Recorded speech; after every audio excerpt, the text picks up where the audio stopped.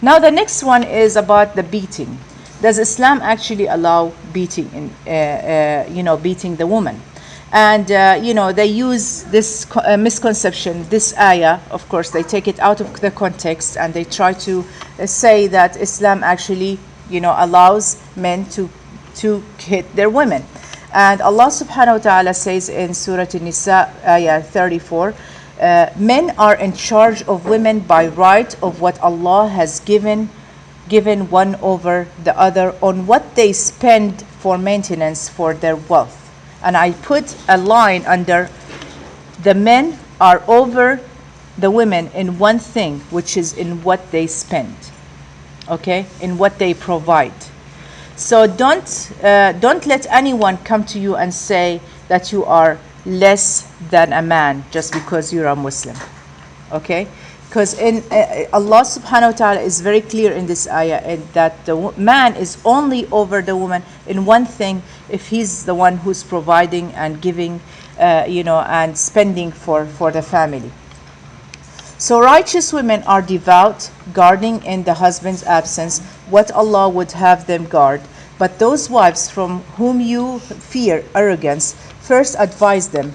So the ones that they are arrogant, the women that they don't want, to do anything with their husband and they're very arrogant. We call in Arabic nashes. Nashes, it means like they do things that it does not please Allah subhanahu wa ta'ala. That's what it means over here. Arrogant doesn't mean just, being like, looking at a man in a, in a superior way, which is also wrong. But also here it means that to disobey Allah, and here it says, then first that the man should advise them, and if they persist, forsake them in bed, then strike them. But if they obey you, once more, seek no means against them. Indeed, Allah is ever exalted and grand. And my answer on this one, that, when it says strike them, here it doesn't mean that, it's a command from Allah that you should strike them. Because there are so many other verses in the Quran that it's used the imperative tense to do some, that it sounds like a command, but it is actually an optional thing. So it is not something that it is obligatory, that this is the way that you should talk to your wife and this is the way that you should hit your wife.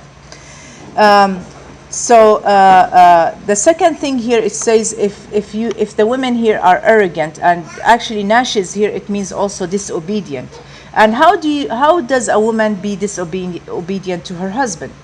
There are, the only way to be disobedient to her husband is to actually displease Allah subhanahu wa ta'ala by doing unlawful things, that displease Allah subhanahu wa ta'ala and does not please him. The third thing is there are three phases of trying to reconcile the man with the woman. So if the man was angry from the woman and he has a conflict with her, so the first thing should do is to talk to her, okay? But the Quran does not tell us like how long can we actually talk to them.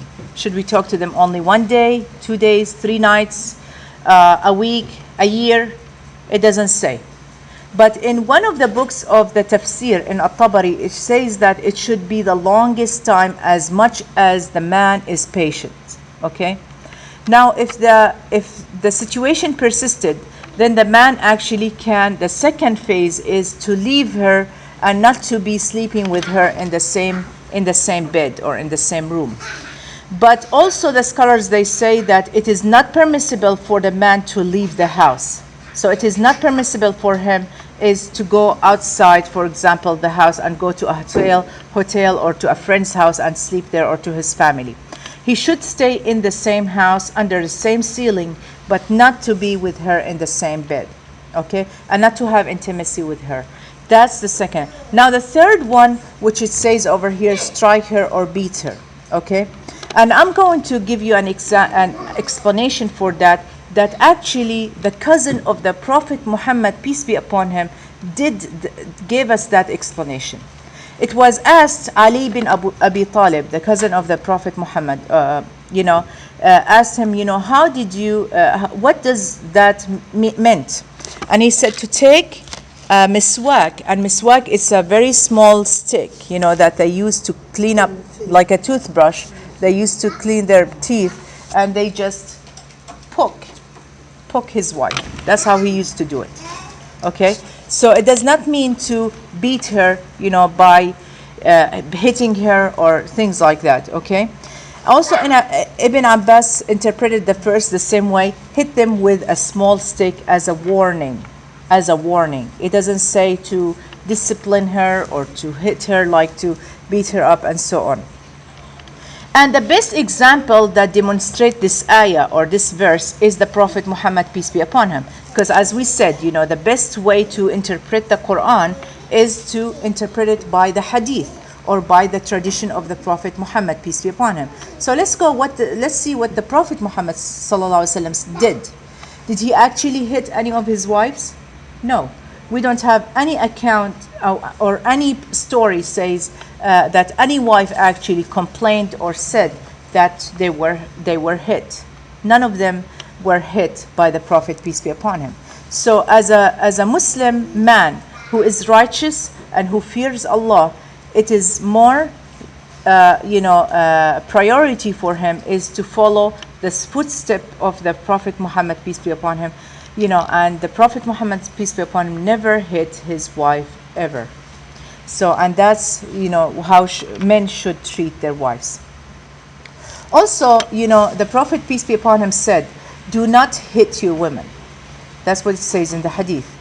And he forbade also a man who was hitting an animal, on the face. So what about the women? The women are actually, the animal is considered, lower than the human being. So as a woman, as a human being, she's not supposed to be touched at all, The other hadith, he said, when the Prophet, peace be upon him, knew that there are some companions who used to hit their women, he said, these men are not noble. That's what he said. Also, there is a hadith that he said before he died, he said, "Stawsu bin-nisa'i khayran." That means, I advise you to be good to women. That's what he said. The third misconception. Okay, any question about that one? No? Okay. The third misconception talk about, that the women should only obey their husband, because as we say in the same ayah, in the same verse, it says, but if they obey you, obey the man. Once more, seek no means against them. Indeed, Allah is ever exalted and grand. Now, in this here, obeying, it does not mean like, that she's like a servant or like a slave for them. But it means to have some kind of understanding between the man and the woman. Okay? And each, like all the marriage is supposed to be based and relying on the understanding and on the tranquility between each other and between, the good communication between each other. And by the way, most of the reasons of the divorce, it's always miscommunication between the man and the woman. Most of it, 99.9% is actually because of the miscommunication between the man and the woman. And if the man and the woman can communicate with each other, properly with a good communication, they wouldn't have that much of, of conflict.